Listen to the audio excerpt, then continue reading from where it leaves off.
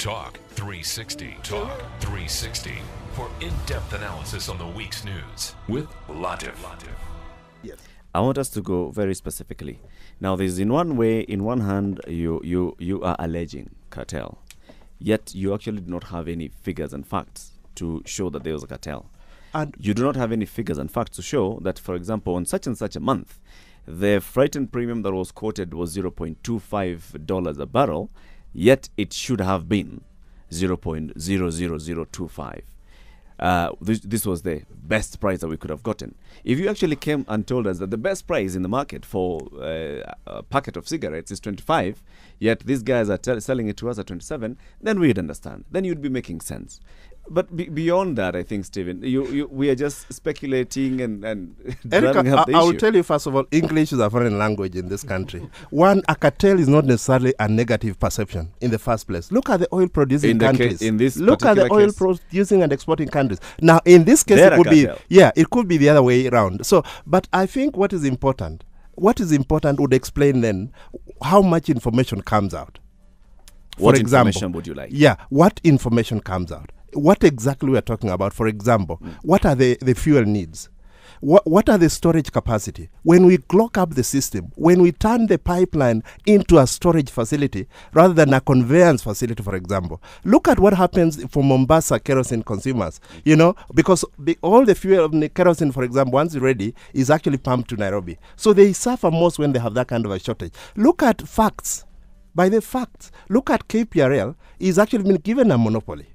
Yeah, and we are actually in court. So these are facts. We're in court trying to challenge the monopoly because we have moved from that. So basically, our view is whether you look at possible as a positive or a negative cartel, one of the things they're doing is not to provide information. You have just had the regulator that has no control. Then the the point I was coming to, if there are all those risks, Mama Mboga, when they do any business, sometimes, the skumas can go bad. So you might sell, not sell. There are losses and profits. Sometimes the truck may not come. Yes. So question then is, why is the margin set?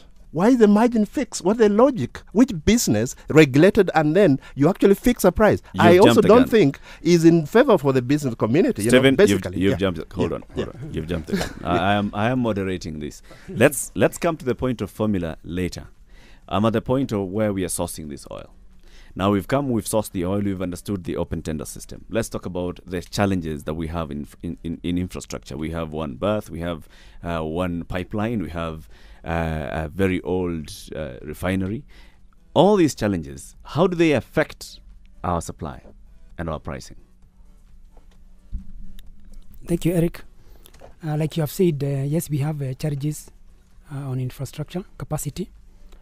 For example, the KPC is only able to handle like 80% of our diesel requirements up country. So 20% or 15% comes by road. Kerosene, we are able to handle 100%. Regular 100%. And what is coming by road, we really want to discourage that. We want everything to go. Is this 100% of the supply or 100% of the demand? 100% of the supply up country. Okay. So other products which don't go through the pipeline have to go through the road, and we want to remove as many vehicles on the road as possible. So we want to push everything through the pipeline if possible.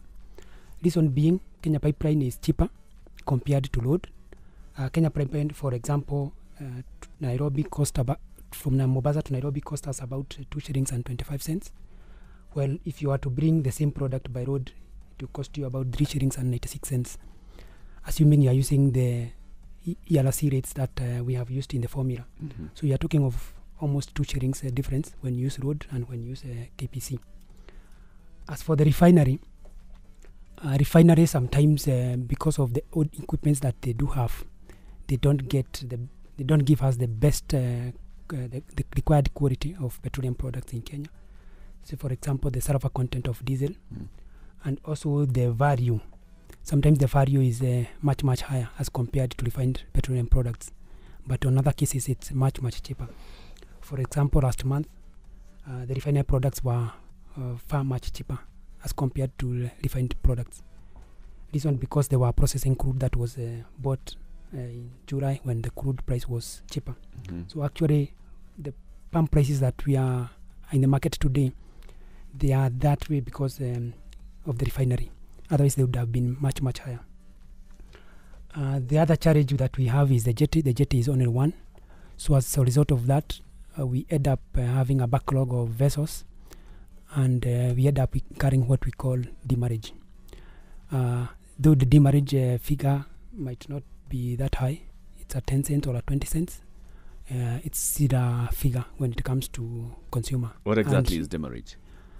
Demurrage is the cost of waiting. When you bring in a vessel, you are given 3 days to finish whatever you want to do with that vessel at the jetty. Uh-huh. If you go beyond 3 days, you pay for the extra days. To the Simply owner of the put, vessel. if you can use our example of the taxi, if a taxi takes you charge. takes you to Haringam, and you agree that the waiting, he'll wait for you for 30 minutes, but you end up staying longer than 30 minutes, then he charges you for the extra minutes that you have taken. Okay. That is the demurrage. That is what, because of the one single jetty we have, that is one challenge we have. Nevertheless, some of these problems are being addressed. The Kenya Pipeline, they are already in the process of procuring for a new line 1, what we call line 1, from Mombasa to Nairobi. We are already in the process of through NOC procuring for the construction of an additional jetty and storage facilities in Mombasa, in addition to increasing storage facilities upcountry, several towns upcountry along the Kenya Pipeline. Among many other initiatives that the ministry and the industry in general is championing. Engineer Gitonga, do all of you guys go to get the same script?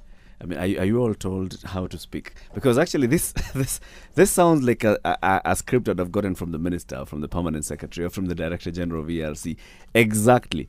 These are the challenges that we have. However, we, as you are aware, that the government is actually instituting some measures to improve this. Let's talk about what currently is happening, because that is what is affecting me today. That's what I'm paying for today. The pipeline today, for example. Francis mentioned, and it's public knowledge.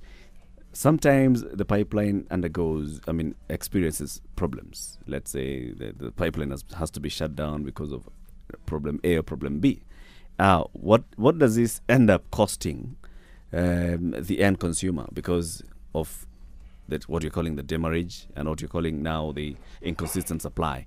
Number two, for how long are we going to have this problem? And is it true that there are some people who end up clogging a pipeline? They have filled up their product there and they're not taking it out because they had not thought of where they want to sell it.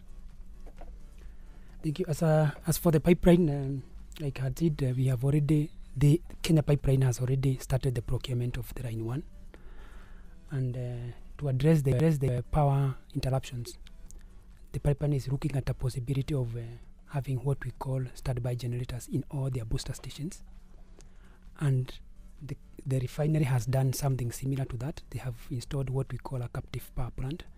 So we are already aware of these developments that are already ongoing. As a result, as far as clogging of the system with product from different marketers is concerned, that is more of an operation issue.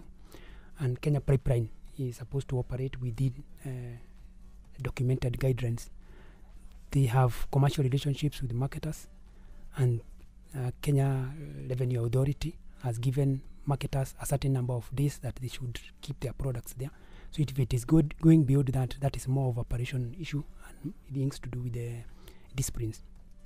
If KPC is not able to monitor that or is not able to manage that, then I think the other arms of government, the ministry or the regulator or KRI, should be able to come in and help them address that situation. Francis, you're a player in this, and also as the vice chairman of PIA. Do you think it's a good thing for Kenya to have just one pipeline, which waits for 30 years before it upgrades itself, and now it's tendering for a new pipe? First, let me comment. I ought to respond again. As the vice chairman of PIA, KPRL is a member of PIA, and I hear Steve's comment about monopoly. I think the refinery has laid out a program for an upgrade. Now, every piece of infrastructure, be it a refinery or the pipeline or everything, takes some time. It has a lead time. I think it's only fair that we allow them the period. And remember, this is a national asset. It belongs to the people of Kenya at the end of it all. So I think we need to give them the time to see that they are executing and consistently check that they're meeting the milestones that they have. How much time have they asked for? I think they're given a program that is going up to I think 2016 or 2017. And it's well within the periods really that it takes to develop a refinery. Now, on the issue of the pipeline and whether we need to have one or two, again, this is a historical matter. Investment doesn't happen overnight on infrastructure. I think you've seen Kenya Pipeline has put in place the new Line 4 to Western Kenya, and the problems of supply in Western Kenya have more or less been sorted out, and there's a program to actually put in place Line 1. KPC is also a member of PIA, so I happen to be a bit in the know of their program. Now, there is a particular tension between what we desire as a country and what is financially or economically sustainable. For instance, the regulator rightly requires every marketer to hold 21 days of stock cover. And the moment your stock cover falls below that, you receive a penalty, isn't it? But where do you hold these 21 days of cover? Because it's prudent really as a system to actually have product in case, a vessel can be hijacked. We spoke earlier about putting all Kenya's requirement on one boat because we want the price to be cheaper. But then the moment that one boat runs into a problem, then the entire country. Yeah. So, and the lead times really are much longer than 21 days. Even if you had everything lined up to actually replace the cargo, you'd have a problem. So, then you find that the material gets held a little bit in the refinery, a little bit in the pipeline system, a little bit in the depots, the privately owned depots for the marketers, a little bit in the petrol stations, and in your tank. Now, that is one area that probably we need to do a better job as an industry, through the regulator, and even for the consumer. I just want to give you a small statistic. The average consumer pattern, when you go to your to the petrol station, most people buy 500 shillings worth of fuel. That's some statistic that we found out over time. Now, the moment there is some information that there could be a shortage, fuel shortage, the mention of a shortage then creates an irregular purchase pattern. So, of course, nobody wants to walk. You have to take your kids to school in the morning. The matatus need to move the bulk of the working majority to work the following morning. So you find that now what was 500 shillings becomes 2,000, or it becomes Jaza for those that can. Now, that then precipitates a crisis. Typical stations have storage of about 20,000 or 30,000 litres. So the moment then you have consumption patterns changing fourfold or fivefold or tenfold, then it actually runs out. Yeah. Now, if you drive into one station and it doesn't have fuel and you've heard it on radio that there is no fuel, then certainly the next station will run out, and unfortunately the system gets choked. So we hold the stocks across that supply chain, isn't it? Assuming the situation remains the same, isn't it? Now, the moment there's an exogenous shock, then that the problem happens. Where should we be going as an industry? There has been talk about strategic storage, isn't it? Now, 30 days of strategic storage will cost, at today's pricing, tax-free, will cost this country 25 billion shillings, roughly, duty-free. So, can we finance that? Who is going to finance that? Are you going to ask the government of Kenya to buy 25 billion shillings worth of stock and put it in the tanks? When we have competing requirements, food, healthcare, salaries and stuff like that. I think where we should be going is to try and find non-cash incentives to ensure that we have product at the shores of the country, isn't it? Now, who are we incentivizing? We need to incentivize people who can actually hold product and manage the pricing. Let's say the traders or oil marketers, isn't it?